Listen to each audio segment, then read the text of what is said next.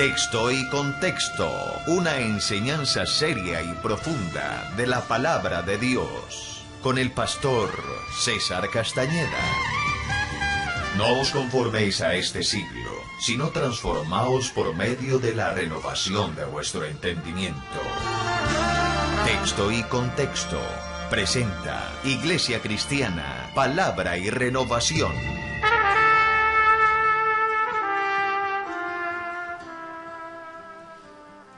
En estas 6 primeras lecciones estamos hablando de Cristología. Hemos hablado acerca de Jesús como el autor de la vida.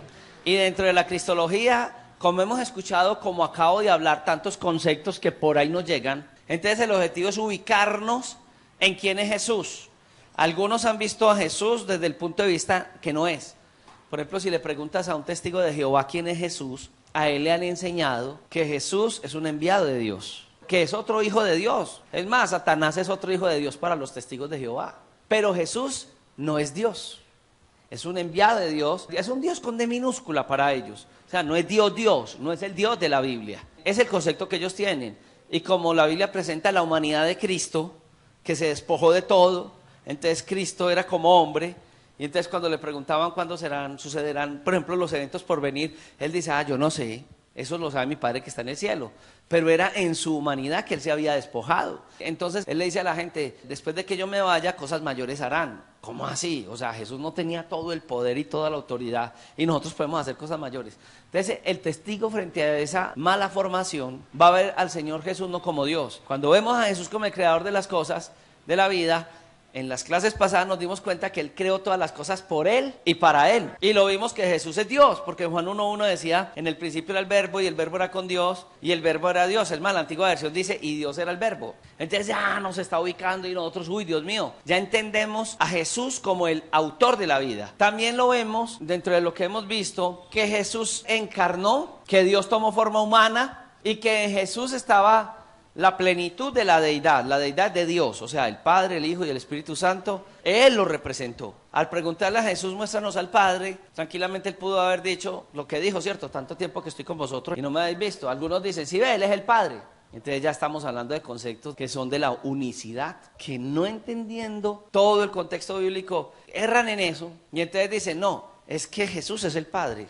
Qué tan raro, porque uno a veces escucha la oración de Jesús hacia el Padre y decía, Padre, la gloria que tuve contigo antes, y normalmente usted nota que él no va a decir, Padre, la gloria que tuve conmigo mismo, porque yo era en ese momento el Padre y representé el Padre. Entonces son como representaciones, dicen que de Dios, como 3 personalidades de Dios. Entonces Dios a veces se presenta como Padre, Dios a veces se presenta como Hijo y a veces como Espíritu Santo. No, hay 3 personas en la deidad. Y haciendo lo que hemos venido estudiando, nos hemos venido dando cuenta que hasta el nombre de Dios es en plural. Elohim es un Dios en plural, o sea que significa que Dios es varias personas en un solo ser. No es que son 3 dioses o que tiene 3 cabezas como nos lo dicen, sino en esa parte.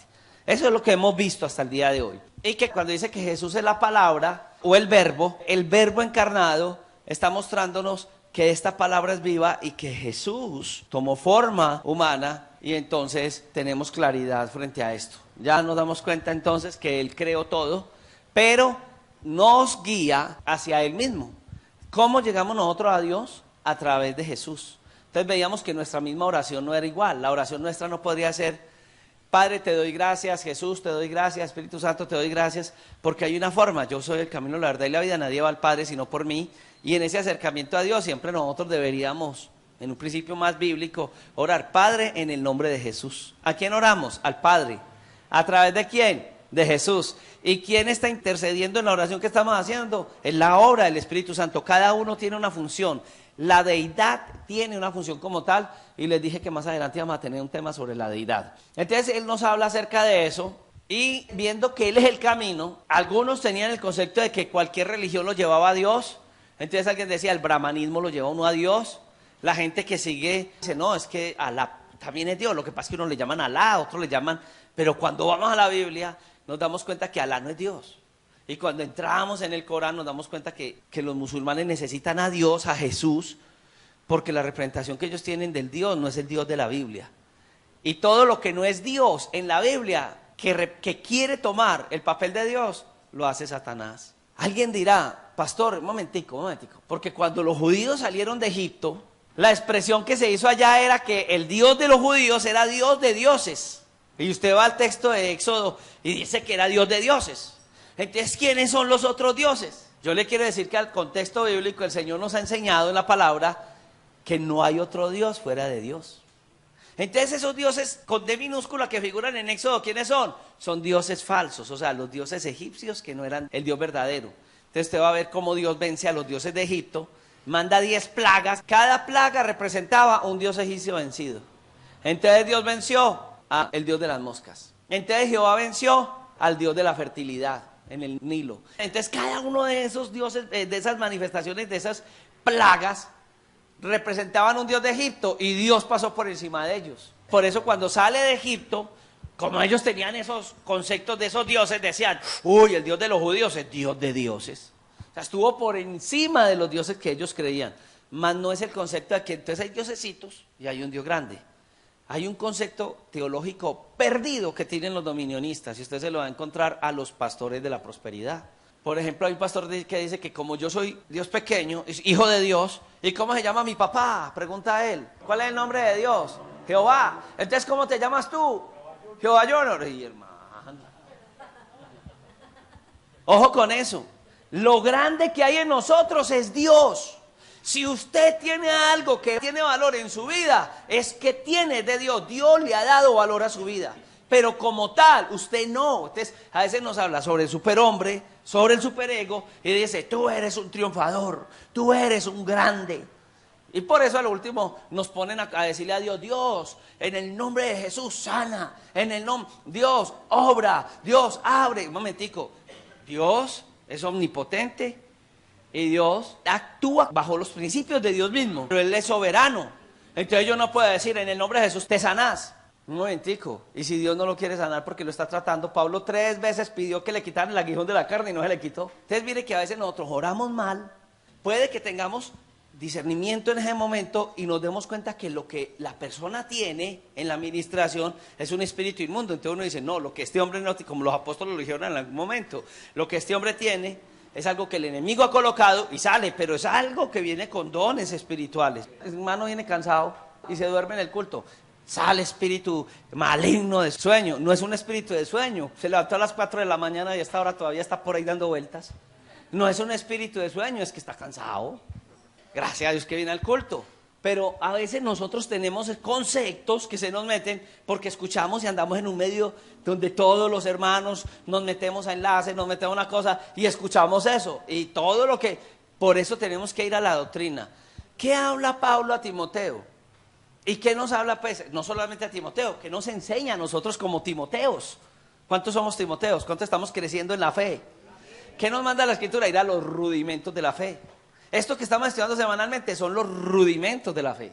Las bases, el ABC.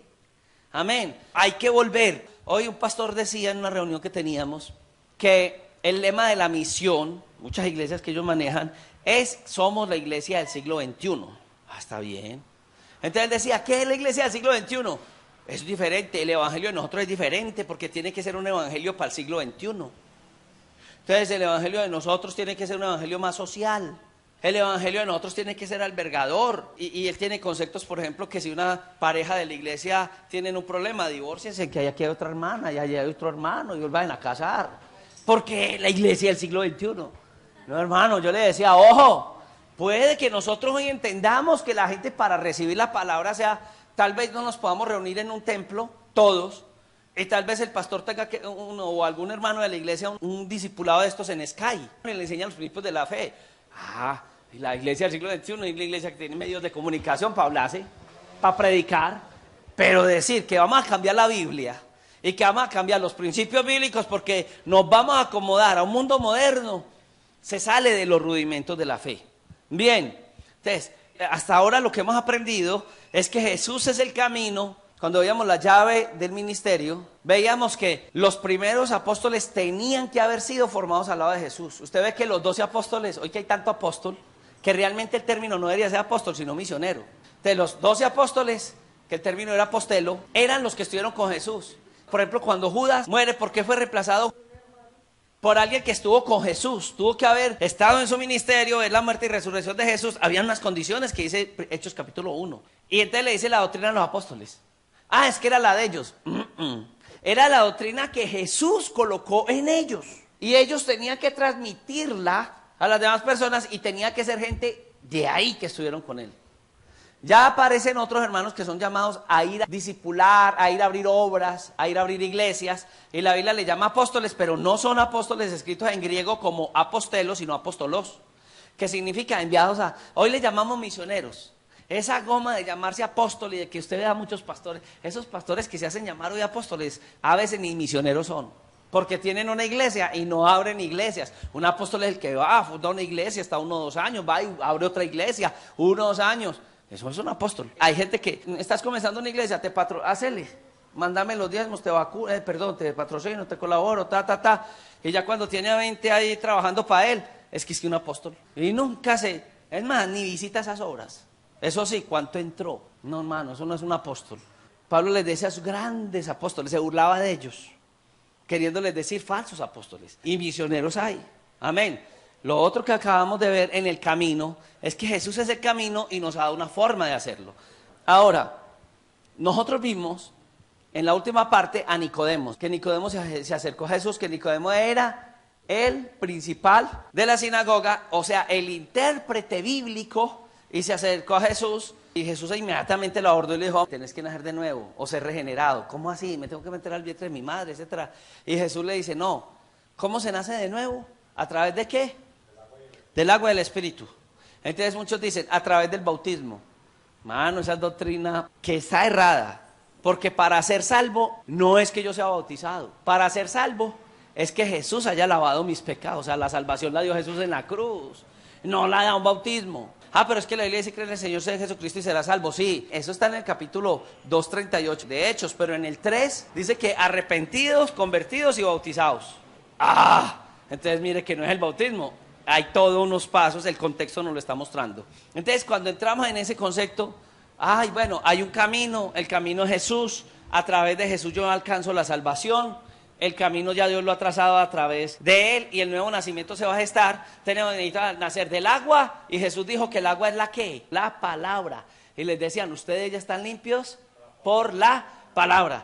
Y la obra del Espíritu Santo, que es la regeneración. El nuevo nacimiento también es conocido con el concepto de regenerar.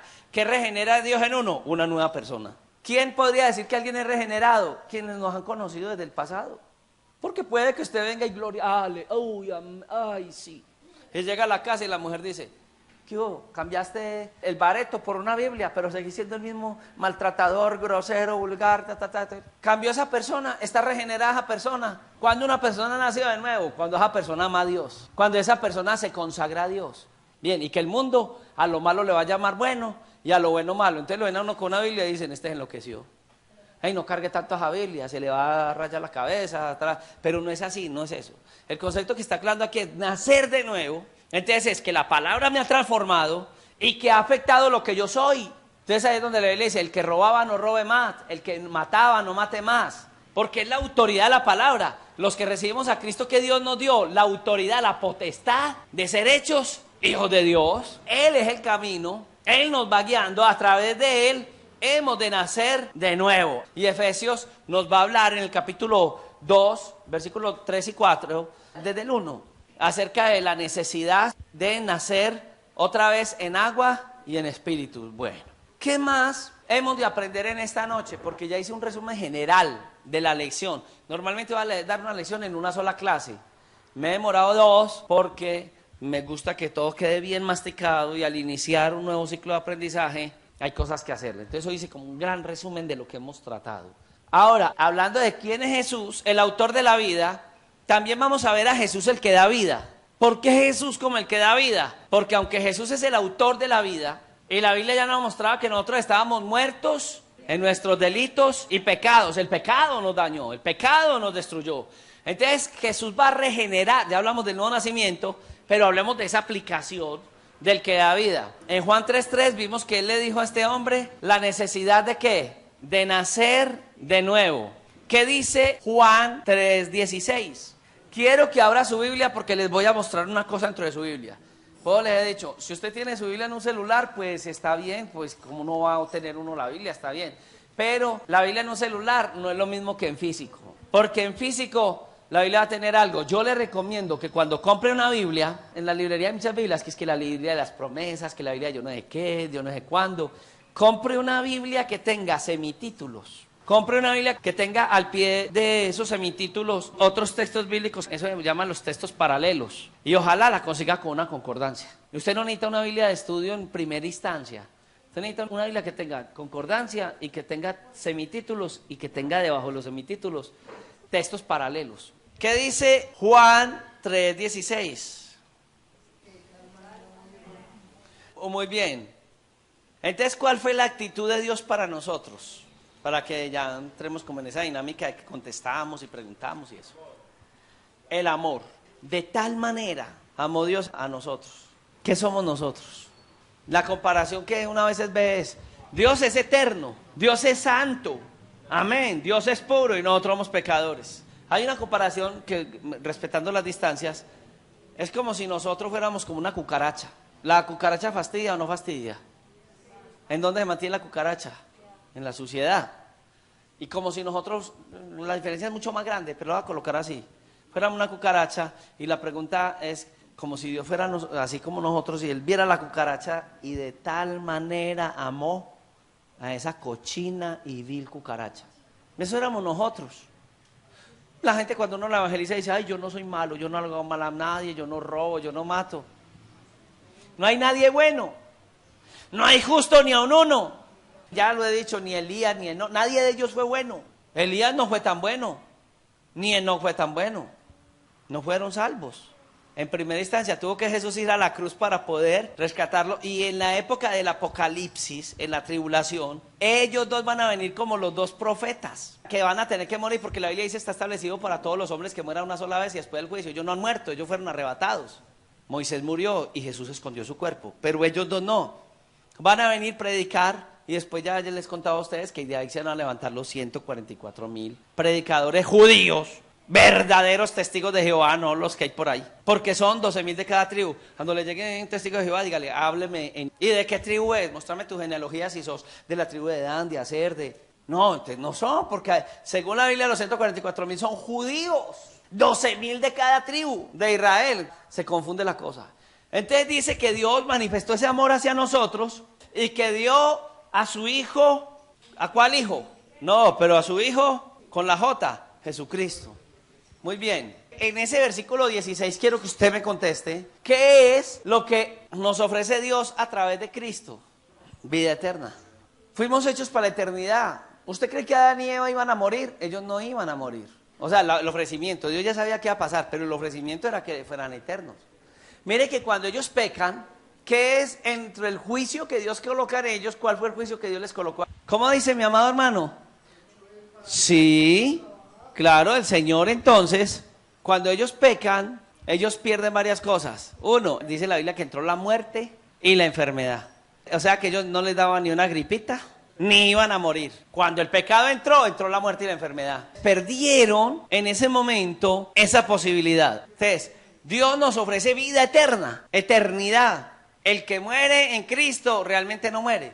Yo personalmente tengo un concepto y les digo a los hermanos, cuando se me muere un hermano de la iglesia, que yo sé que era fiel a Dios, yo voy de rojo, amarillo, blanco, de cualquier color menos negro. Mariluz González decía, las campanas suenan tristes como muestra de dolor, porque ha muerto una persona sin creer en el Señor. Todo el luto es tristeza y esperanza ya no hay. Solo se oyen los lamentos, los pesares y tormentos y la desesperación.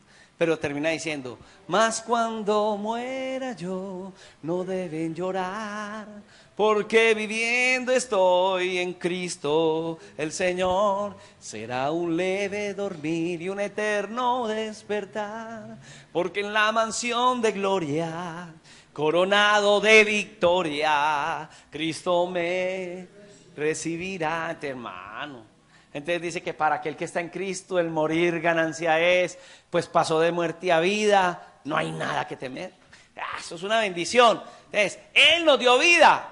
Hoy tenemos la vida de Dios. Podemos estar enfermos, podemos estar con situaciones económicas, cualquier cosa. No nos puede afectar la fe. Yo no entiendo cómo a veces, en ese desconocimiento de la fe, uno ve hermanos que dicen, no me hable que estoy aburrido. Hoy no voy a la iglesia. Estoy que me voy para la esquina a pedir media de guaro. Si estoy que voto la cruz de Cristo. No, hermano. Así no es, estoy en el Señor. Hay momentos de lucha, vamos a tener. La Biblia dice que vamos a ser probados. Vamos a pasar por desiertos, pero tenemos la esperanza. Vivimos bajo una esperanza. Es lo que Él nos ha ofrecido. Es lo que está diciendo ahí Juan capítulo 3, verso 16. Y esa vida eterna, según ese mismo versículo, ¿quiénes la pueden obtener? Vaya llenando su hojita de la semana pasada, que hemos venido trayendo. La hermana también mantiene ahí, no sé si tenga aquí, para los que no han comenzado el estudio. Y bien, bueno, ¿quiénes son los que pueden obtener la vida eterna? ¿Quién? ¿Quién puede obtener la vida eterna? Un momento, me decía un amigo, bueno, que conocí hace mucho tiempo, me decía, pastor, ¿debo invitar a una persona a recibir a Cristo, sí o no? Y yo, sí, no. ¿Cómo así? Y le dije, muéstreme la primera oración de fe que los apóstoles desesperadamente le hicieron hacer a alguien en la Biblia. O Jesús. A verla. ¿Quién hizo una oración de fe en la Biblia? Pase al frente y hacemos una oración de fe. Señor Jesús, gracias te doy, la oración mágica. Perdónenme, pero nos han enseñado, y eso se le va pegando a uno, a mí también Pero cuando empecé a mirar otra vez la Biblia, yo dije, Dios mío, estoy más errado que... Ya estoy como la iglesia tradicional, por tradición lo enseño. Pero entonces yo dije, no, esto lo dice la Biblia, no lo dice, entonces no lo enseño. Entonces a uno que le enseñaban, vaya a los parques. Bueno, no estoy hablando de nuestro trabajo en los parques, pero le decían a uno, salga a evangelizar y hágale hacer la oración de fe a la gente. Entonces uno cogía a la gente casi de quieta. Amigo, reciba a Cristo. Entonces el hombre decía, no, gracias amigo. No, reciba a Cristo. No, gracias. Y si la persona era como muy buena gente, se aguantaba el varillazo. Entonces, ¿qué hacía uno? Bueno, si no recibe a Cristo, no me voy. Entonces la persona, qué tipo tan cansón. Hágale a ver. Entonces le decía a uno, repita conmigo, Señor Jesús. Y la persona decía, Señor Jesús, ya. No, un momentico. Gracias te doy. Ahí entre los dientes, gracias te doy. Ya, hermano, no, espere. Y uno terminaba, llegaba uno a la iglesia y decía, 5 almas recibieron a Cristo. ¡Qué bendición! ¿Dónde están? Soplando, bebiendo, adulterando. Recibieron al Señor, carreta. No lo recibieron, los cogimos de quieto. Pero mire que en el Nuevo Testamento había una necesidad que ellos tenían. Y era de que la gente reconociera de que Jesús era el Cristo o el Mesías prometido. Entonces, ¿cuál era el interés de ellos? No que hicieran una oración mágica, sino que, hombre, en el caso de los judíos ellos esperaban el Mesías. Jesús es el Mesías prometido. ¿Qué es el mensaje que nosotros como cristianos debemos de llevar a la gente? Necesita salvación. Y Jesús es salvación. Necesitas el ayudador. Dios te ha hecho en la vida con un propósito y no lo estás cumpliendo. Por eso vives como vives. Abre el corazón a Jesús, y abrirle el corazón a Jesús es abrir el corazón a su palabra. No basta con solamente hacer una oración. Necesitas de aquí en adelante que Dios te forme. La persona va a hacer un proceso de discipulado, lo que hoy estamos repasando. Hoy estamos casi que estamos volviendo a ver el ABC, el discipulado. Un momentico. La Biblia no dice, escúcheme lo que va a decir, no dice en sí ir y predicar el evangelio. Claro, alguno me va a decir, ¿cómo que no, pastor? Marcos 16:15. Ir y predicar el evangelio a todas las naciones. Pero lo que Marcos dice, acuerde que también hay otro texto que le llamamos texto paralelo, que el Señor mismo enseñó. Entonces hay que unir la versión de Marcos con la versión de ¿quién? En este caso de Mateo, que los dos hablan de la gran comisión. Entonces Mateo dice, id y haced discípulos. El pecado de la iglesia cristiana hoy es que nosotros no sabemos ni discipular. No fuimos ni discipulados, no sabemos ni para dónde vamos. No le digo pues que decimos que el anticristo es el Papa. Entonces no sabemos dónde estamos parados y queremos que la gente reciba al Señor. ¿Qué hay que hacer con la gente? Un proceso de discipulado, donde a la persona le digamos qué es la fe, el ABC de la fe, cómo crecemos en Dios, cómo superar las dificultades. Todo eso lo dice la palabra. Y en estas lecciones que vamos a tener semanalmente, vamos a ir viendo ese proceso de discipulado. Recuerde que lo estoy dando acá y el objetivo es que usted vaya mirando a una persona y diga, esta la va a coger porque va a empezar. Cuando hayamos visto al menos las primeras lecciones, semanalmente le voy a dar una de estas lecciones. Entonces usted va a coger la persona en su barrio, y usted va a decir, la voy a discipular. Entonces usted, voy a coger 1, 2, 3, 4 personas en mi casa y me voy a sentar con ellos a hacer este estudio bíblico. Usted, al darlo, va a crecer más, lo va a preparar. No es que usted salga así, sino que cuando uno lo da más, eso sale como agüita. Entonces usted lo va a preparar y cada semana usted va a tener un grupito en su casa. Yo he comenzado grupos con 1 y el grupo ha terminado con 12, 15 personas, qué bien. Y discipulamos cada semana y nos reunimos en la casa a crecer en el Señor. El pastor decía una cosa muy importante, hermano Manuel: no invite convertidos descarriados. Le alborotan el grupo. No, se alborotan, molestan, tienen caprichos, tienen ideas raras. No, comience con gente nueva, porque vienen con unos resabios y no, a mí no me parece, ¿qué tal? Le dañan la reunión. Cuando son nuevos, todo el mundo quiere saber, y como no saben, todo lo que uno enseña, están pulpitos para eso. Claro, usted tiene que enseñar bien, porque si enseña un error, también le reciben su error. Usted tiene que estudiar bien estos textos bíblicos. Entonces, cuando estamos en este proceso de crecimiento, nos damos cuenta entonces que no es hacer una oración de fe, sino que es entender que yo debo conocer al Señor Jesús, recibirlo, entender quién es, para que haga parte de mi vida y yo pueda vivir bajo la fe del Evangelio. ¿Usted no ha notado que hay hermanos de la iglesia que vienen a la iglesia, reciben la doctrina y viven de otra manera? Y uno ve al esposo que le dice a la mujer: venga, ¿y usted va a la iglesia? Lo que usted está haciendo en la iglesia, a usted no le ve nada. Va a la iglesia: no, yo lo que predicó el pastor el domingo. Ah, qué cuento. Pues que iba así, ella estaba preocupada por el niño, estaba preocupada por ir al baño, estaba preocupada por dormir. Yo en la iglesia no molesto a los que se duermen. Pobrecitos, de pronto en la casa no pueden dormir, al menos en la iglesia duermen. Si no reciben la palabra ni entienden la palabra, a lo mejor se condenan, porque no van a recibir la salvación, pero al menos vienen a descansar a la iglesia. Pero es una bendición el principio de la palabra. Ahora, Él nos está hablando de vida eterna. ¿Qué es la vida eterna? Son 2 conceptos, que es vida. Y dice que estábamos muertos de nuestros delitos y pecados y Él nos dio vida. Entonces no está hablando solamente de la vida allá, sino que desde ya tenemos vida eterna. Colosenses dice que estamos sentados en los lugares celestiales. ¿Cómo así? Ya estamos allá. No estamos pues acá. Yo estoy acá, pero no estoy acá. Cuando nosotros miramos que estamos en el Señor, estamos vivos. Hoy estamos en el Señor, estamos sentados en lugares celestiales. Y alguien nos dirá: estás sentado en lugares celestiales y no tenés ni el pasaje, te tenés que ir a pie para la casa. Estás sentado en los lugares celestiales y lo único que tenés para la comida es un poquito de arroz. Estás sentado en lugares celestiales y estás en una situación con tu familia. Estás sentado en los lugares celestiales y hay una situación con un hijo que está en las drogas. Y estás sentado en los lugares celestiales. Sí, Señor. Él me ha dado promesas. Y a pesar de las situaciones, eso no va a afectar el hombre espiritual que Dios ha colocado en mí. Entonces dice que nos dio vida, vida eterna, pero también hoy nos dio vida. Entonces hemos pasado, como nos dice Juan 5:24, que me lo va a leer, búsquelo en la Biblia, que no está en la hojita, está en la Biblia. ¿Y qué dice?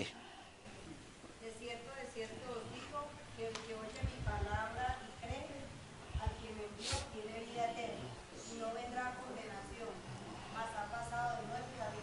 Bueno, hay un concepto de Dios, hermano, es el Dios castigador. Yo personalmente ya no predico un Dios castigador, porque Dios no es el que castiga. Las consecuencias de nuestros pecados nos van a llevar al castigo eterno. Dios es un Dios de amor. Entonces algunos se imaginan que Dios tiene un garrote en la mano. Uno está con un amigo y dice: hey, no, ¿sabes qué? Voy a tener que ir a misa, o voy a tener que ir al culto. ¿Por qué? Uy, porque es que hace como 2 meses no voy a la iglesia y ese man debe estar enojado. ¿Cuál man? ¿De quién se recibe? Y se están refiriendo al Señor. No. A la gente, si usted le dice: se van a ir para el infierno, la mayoría de los viciosos dicen: es que yo voy para el infierno. Entonces usted le, bien bajita la autoestima, dice: ¿te vas a ir para el infierno? Ah, me voy, es que yo sé que yo me voy. Yo soy malo. Pero ¿qué tal si le dices: a pesar de lo que eres, a pesar de lo que vives, a pesar de la situación en la que estás, hay un Dios de amor que puede cambiar el futuro de tu vida? Mano, eso lo transforma a uno. Eso le da a uno motivación. Todo el mundo dice que no sirve para nada. Y llega el Señor diciéndonos: aunque diga la gente que no sirves, para mí tienes un gran valor. Pero le digo, entonces necesitamos en ese concepto entender esa parte. Bien, entonces Dios no es un viejito que está por allá con un garrote en la mano. Es más, Dios no tiene ni principio ni fin de días. Él no envejece. No está enojado. Es un Dios paciente, tan paciente que usted y yo estamos en los caminos de Dios, siendo lo que somos, y no se crea nadie que es más que nadie acá. Que uno ve que algunos que ya empiezan a venir ayunos, que empiezan a estar en la oración, ya empiezan a andar así. Y al que ven que todavía están en esas luchas en la vida espiritual, carnal. Mano, la lucha es diaria. La lucha es diaria para todos nosotros. Y Dios ha tenido misericordia de nosotros. Dice la Biblia que si no fuera por la misericordia de Dios, ya hubiéramos sido destruidos. Qué tan grande la misericordia de Dios con nosotros. ¿Qué nos dice Juan 3:17?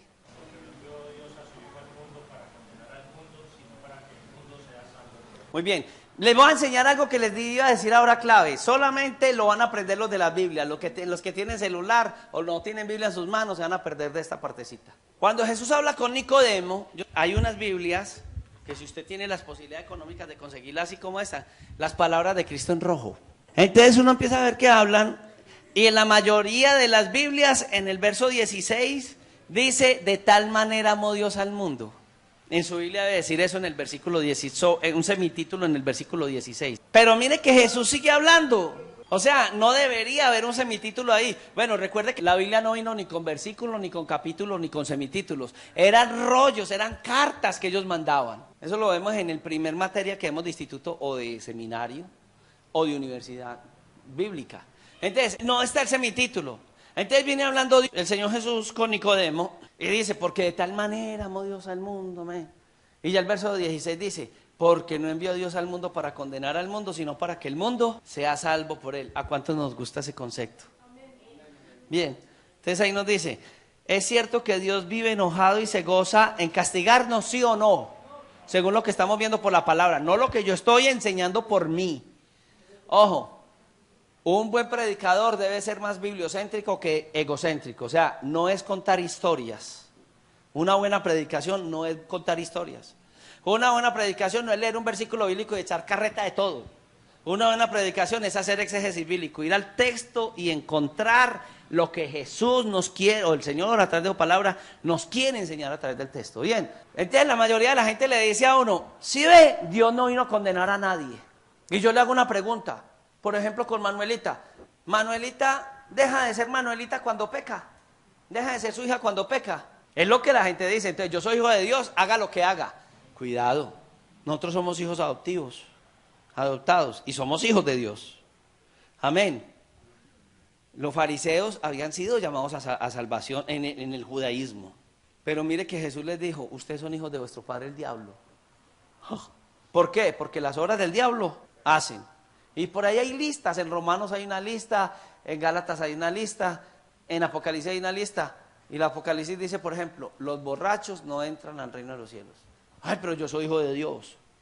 Es hijo de Dios. O sea que usted tiene la genética de Dios, tiene el ADN de Dios. Nació de nuevo, entonces ¿por qué bebe? No ha nacido de nuevo. Si con su comportamiento no es. Imagine que a usted le llaman cristiano y a mí también. Cristianos como el término Cristo chiquito. O sea, usted debe de vivir la nueva naturaleza, no es que usted se force a hacerlo. Cuando usted ha nacido de nuevo, la nueva naturaleza lo lleva a usted a orar, a buscar de Dios, a vigilar, a caminar, a hablar de Él. Si usted no siente nada de eso, usted no es hijo de Dios ni ha nacido de nuevo. Así de sencillo. Puede que le duela lo que le esté diciendo, pero es lo que la Biblia enseña. Entonces, un hijo de Dios siente la necesidad. La semana pasada les decía, no hay que orar para ir al cielo. No hay que ayunar para ir al cielo, para ser salvo. No hay que hacer nada de esas cosas para ser salvo. Pero cuando soy salvo, se me despierta esa necesidad de orar, de ayunar, de vigilar. Lo hago no para, sino porque ya soy de una nueva naturaleza y las cosas de Dios me apasionan. Necesito de ellas. Qué diferencia tan grande un concepto al otro, ¿cierto? Pero le tengo malas noticias. Sí. El versículo 17 dice que Dios no mandó a su hijo a condenar al mundo. Lea el 18, alguien que me lo lea en voz alta.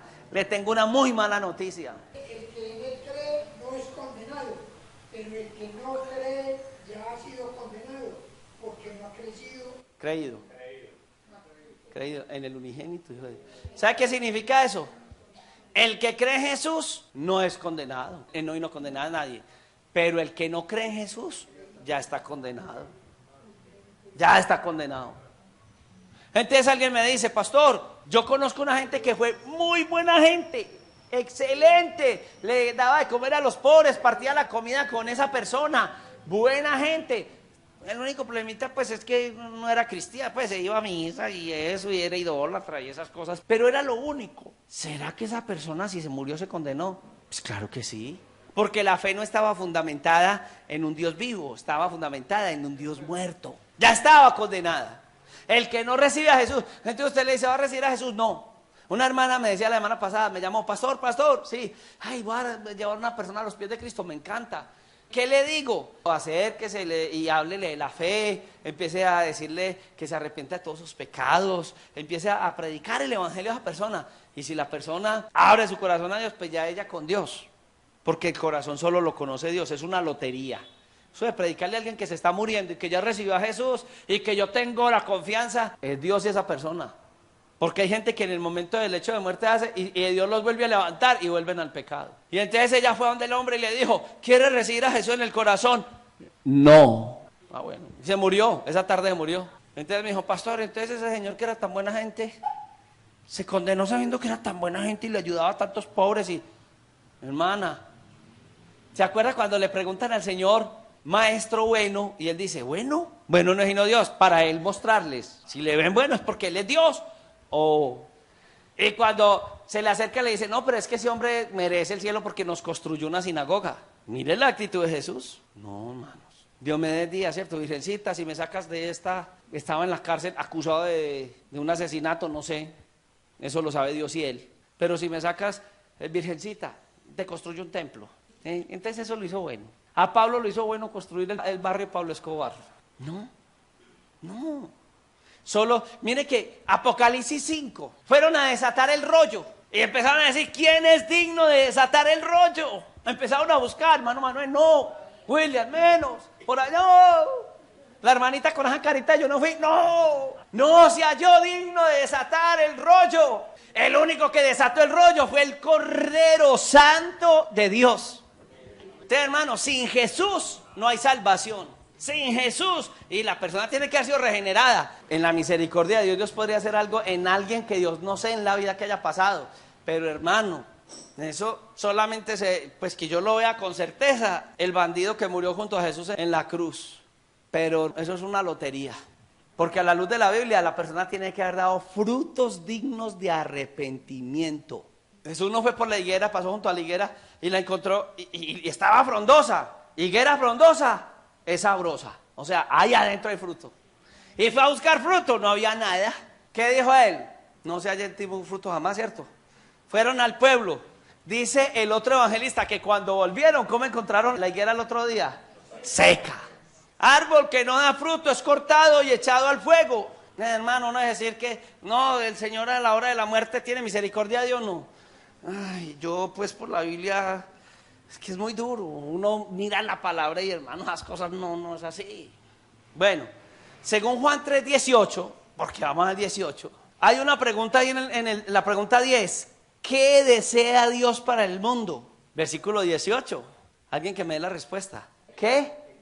Que crea y que no sea. ¿Qué quiere Dios para el mundo? Que en Él crea y no sea condenado. Entonces le voy a hacer una pregunta. Si una persona es condenada, ¿es por causa de qué? Y lo acabamos de hablar, de no creer. Y creer no es como las gallinas, que todo el día es creo y no creen en nadie. No, creer es creerle. Creer es entender y obedecer. Es que el creer no es solamente un asentamiento intelectual, va más allá. Bien, vamos llegando a la parte final. Ahora, lejos de que la persona esté condenada, Dios quiere que nosotros seamos más que salvos. Él quiere que seamos sus hijos. Entonces yo le hago una preguntita. ¿Cómo una persona se convierte en hija de Dios? Juan 1:12. Ahí está la pista, lea.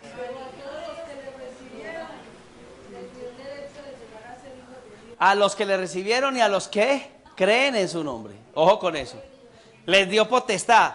Potestad es poder y autoridad. A mí no me venga con ese cuento de que, ay no, yo no soy capaz. Alguien me presentaba, superintendente de escuela dominical, 10 años en la iglesia, máster en pedagogía, era el superintendente de escuela dominical con un cigarrillo en la boca. 10 años en la iglesia. Y yo le dije al hermano amigo mío que, oíste, y él es el superintendente de escuela dominical, en la esquina, haga de cuenta salir aquí y verlo fumando. Y lo tienen manejando los niños de la iglesia. Oye, hermano, ustedes están asesinando a los niños mañana se escarrían todos. ¿Y por qué? No, es que el pastor dice que Dios hará la obra. Yo le dije, hermano, el Dios que yo conozco es un Dios vivo. El Dios de ese tipo es un Dios muerto. Porque después de que yo recibo a Jesús en mi corazón, me da autoridad, me da potestad. Y potestad es de decirle al pecado, no más. Tengo herramientas espirituales. No, hermano, es que tengo esa... entonces ore y ayune. Quiebre ligaduras de impiedad. Métase con Dios. No, mire, a la mayoría de la gente no le gusta ayunar. Levante la mano los que ayunan semanalmente. Ninguna. Entonces, ¿qué me está diciendo ese síntoma en la iglesia? Mano, que la olla está hirviendo. Eso me muestra que usted tiene unas luchas bravas. Mucha oración, mucho poder. Poca oración, poco poder. Ninguna oración, ningún poder. Y como decía el chileno que les he contado tanto, cristiano que no ora, el diablo se lo devora. Una vida de oración y buscar ayunar, hermano. Hermano, es que yo trabajo muy duro. Hermano, es que si usted supiera todos los días, nada, no me queda tiempo de ayunar. Bueno, entonces hablé con William que le abre la iglesia a las 7 de la mañana. Empiece a clamar en este lugar. Y cuando ya llegan a la escuela dominical, ya ha orado 3 horas y ya está en calorcito. Y al menos ayune ese día hasta las 2 o 3 de la tarde. Nadie se lo impide, hermano Manuel. Está permitido que la gente venga a orar y ayunar. Pero entonces disculpas nuestras. ¿Quiénes somos los afectados? Pues nosotros. ¿Quién debe velar por su vida? Usted. Dios le dio potestad. Reciba las armas que Dios le ha dado. Te ha dado armas. Efesios 6 me habla de las armas. El escudo de la fe. Y la fe viene por el oír y el oír por la palabra. Empieza a describir la fe, la oración, la espada del Espíritu, ¿no? Empieza a hablar de todo. La armadura. Pero imagínense, estamos en guerra, vamos para la guerra y no nos ponemos la armadura. ¿Para qué eran las armaduras? Para proteger en el combate. En Efesios hace una ilustración de la vida espiritual. La vida espiritual es una guerra. Y estamos perdiendo la guerra. Porque no tenemos conceptos bíblicos claros frente a la guerra. ¿Cierto? Cuando eso entra en mi vida, encarna la palabra. Siento pasión por Dios. La pasión no se va a dar si no me sumerjo en la dimensión espiritual. Yo quiero hacer unas preguntas en esta noche. Ahí están. Que nos sirven para nosotros y para quienes estamos discipulando, ¿no? ¿O no? ¿Cómo es tu vida? Con honestidad, sea despiadadamente honesto, como decimos en los procesos de rehabilitación, con usted mismo. ¿Cómo es tu vida? Juzgar a otro es muy fácil. Si me dicen, ¿cómo es la vida de William? Entonces uno van a decir, la vida de William es esta, la vida de William es esta. Y es fácil hasta señalarle lo feo, lo malo. Y lo bonito, vea, le voy a colocar, piense en 3 cosas feas del personaje de aquí. Voy a colocar de cola. Piense 3 cosas feas de cola. Levante la mano cuando ya las tenga en la mente. De una. Rápido, rápido. ¿Quiénes ya tienen 3 cosas? No lo voy a poner a decirlas, no las va a decir. Listo, levante la mano los que piensen 3 cosas feas de cola, ya. 3 defectos de cola, pues. 3 cosas negativas de cola. Levante la mano, ya. Ahora, piense en 3 cosas positivas de cola. ¿Cierto? Si fuéramos honestos, la mayoría más rápido pensamos en las malas. Porque eso es lo normal de la naturaleza humana. Eso es lo normal de la naturaleza humana. Ahora, piense 3 cosas buenas suyas. Y piense 3 malas. Y le aseguro que las malas no las encuentra con facilidad. Y las buenas de una le salieron. Porque nosotros hacia los demás tenemos es normal. Y la Biblia va a describir eso en la naturaleza humana. Pero la pregunta de esta noche es, ¿cómo es mi vida con Dios? ¿Estás cansado de tratar de vivir como es, pero como que pierdes la lucha? ¿Cuál es mi actitud hacia Dios? Pero la verdadera actitud hacia Dios, o sea, que Dios sí nos conoce y sabe, y nosotros también. ¿Hay indiferencia a veces a cosas de Dios? Lo respeto, pero de lejos. Y vengo a la iglesia. De una u otra manera rechazo cosas. Sí, el pastor, hermano Manuel, es que hermano Manuel es así, qué pecado. Él dice, pero no. Porque a veces tenemos reservas del sumaria. No, es que él es muy fanático. ¿Será que es fanático? ¿Será que me dice cosas que yo no estoy dispuesto a llevar? Otro dirá, yo no pienso mucho en las cosas de Dios, vengo a la iglesia y bien, pero ahí suave. ¿Y cómo es mi obediencia con Dios? Entonces, si ese es el punto, a lo mejor hoy tienes que volver a replantear tu relación con Jesús. ¿Cómo somos con Dios? ¿Lo despreciamos? ¿Lo tenemos en cuenta? ¿Mm? Si hoy muriera usted y llegara al cielo y tocara las puertas del cielo y saliera el Señor, no el tal San Pedro ni nada, no, el Señor, y le dijera, usted, quiero entrar al cielo, y la pregunta del Señor es, ¿por qué te debo dejar entrar al cielo? ¿Cuál sería tu respuesta para con Él? ¿Qué le dirías? Hay una ilustración en el material que me encantó. Cuando le dijeron a un predicador conocido que tenía poco tiempo para vivir a causa de su enfermedad, miró a la montaña, el río y las estrellas que amaba. Y mire lo que dijo. Tal vez no te veré muchas veces más, pero montaña, estaré vivo cuando tú hayas desaparecido. Y gran río, estaré vivo todavía cuando dejes de correr. Y miró al mar y las estrellas y dijo, estaré vivo cuando ya no exista. ¿Por qué Dios nos debería dejar a nosotros entrar al cielo? Las palabras de Pablo me gustan mucho. Ya no vivo yo, mas vive Cristo en mí. He muerto, yo morí al mundo. Es Jesús el que me ha salvado. Es la sangre de Cristo la que me ha redimido. Ya no vivo yo. Cristo vive en mí. Hay un concepto ahí que me gusta y la gente cree que es para recién convertidos. Primero, admita que es pecador, o sea, admita sus errores. Admita sus pecados. Reconozca que por sus medios usted no lo va a lograr, hermano. Usted no lo va a lograr. ¿Cuántas veces usted con sus vicios decía, los voy a dejar y nunca los dejó? Tuvo que venir el Señor a apoyarnos. Arrepiéntase. Hay que arrepentirnos. Y hay que decirle al Señor, como aquel hombre, ¿cierto? He pecado contra el cielo y contra ti. No soy digno de ser llamado tu hijo. La Iglesia Cristiana Palabra y Renovación presentó Texto y Contexto con el pastor César Castañeda. Sabaneta, Antioquia. Teléfonos 311-366-2902. Iglesia Cristiana Palabra y Renovación.